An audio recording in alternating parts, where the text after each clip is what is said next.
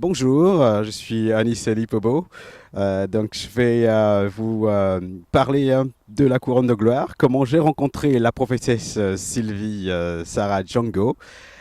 C'était au cours d'une réunion, d'une rencontre organisée par le réseau d'intercession mondiale dont je fais partie, que je l'ai rencontrée.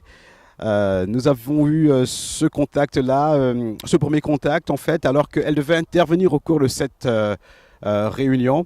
Et j'ai été marqué par son témoignage.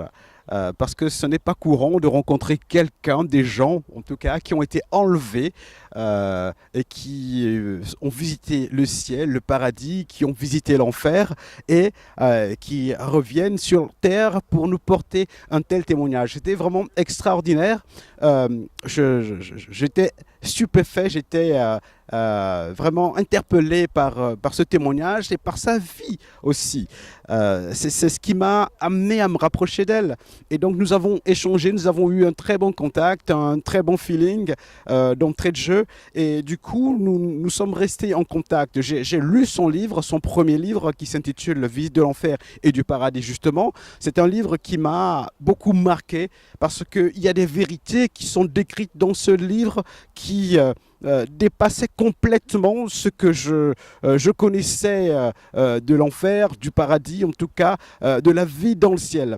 Et j'étais tellement interloqué, surtout frappé par ces vérités, surtout la réalité de l'enfer qui m'a tellement marqué que pendant près d'une semaine, j'étais troublé et mes nuits n'étaient pas simples. J'avais beaucoup de mal à dormir parce que, surtout, dans ce livre, j'ai réalisé à quel point les exigences du Seigneur sont tellement élevées.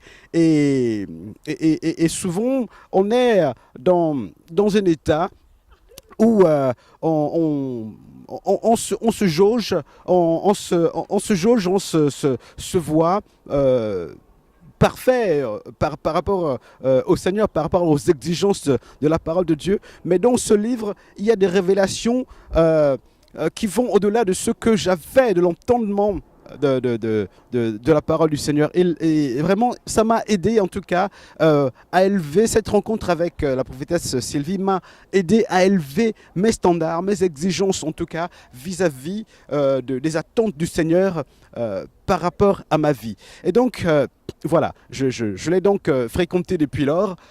J'ai pu assister à des réunions à la couronne de gloire, participer à des cultes ou même intervenir au cours de ces réunions. Et ce que je retiens, en tout cas, ce que la couronne de gloire, la prophétesse Sylvie m'a apporté, c'est vraiment une amitié, une relation fraternelle. Comment dire, beaucoup de sollicitude, hein, parce que c'est quelqu'un qui est très aimant, qui prie pour moi et qui, bien entendu, hein, de par son ministère prophétique, m'a fait également beaucoup de révélations qui m'ont aidé à voir plus clair, en tout cas, dans ma vie, dans mon rapport avec le Seigneur, ma famille, mon avenir, etc.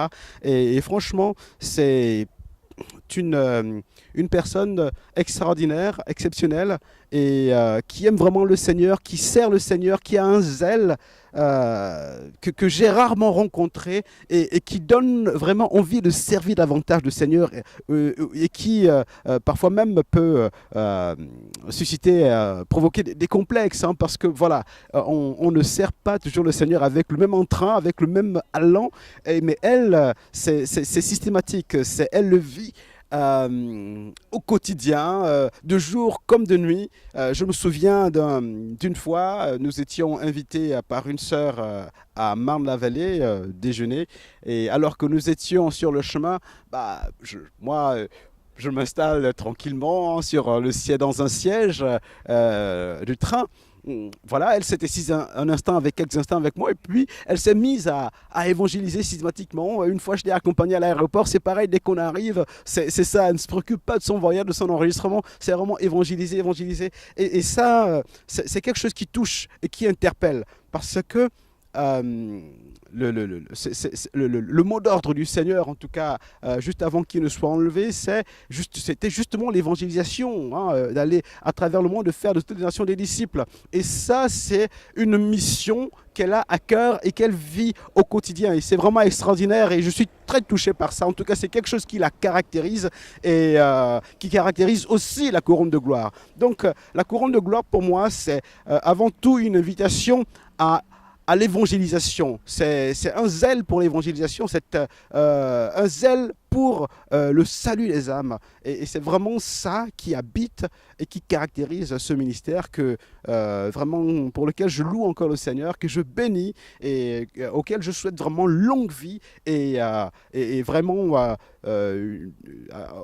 une moisson en tout cas importante, toujours plus grande pour le royaume de Dieu. Voilà ce que je pourrais dire sur la couronne de gloire, hein, sur la prophétesse Sylvie Django, sans préparation.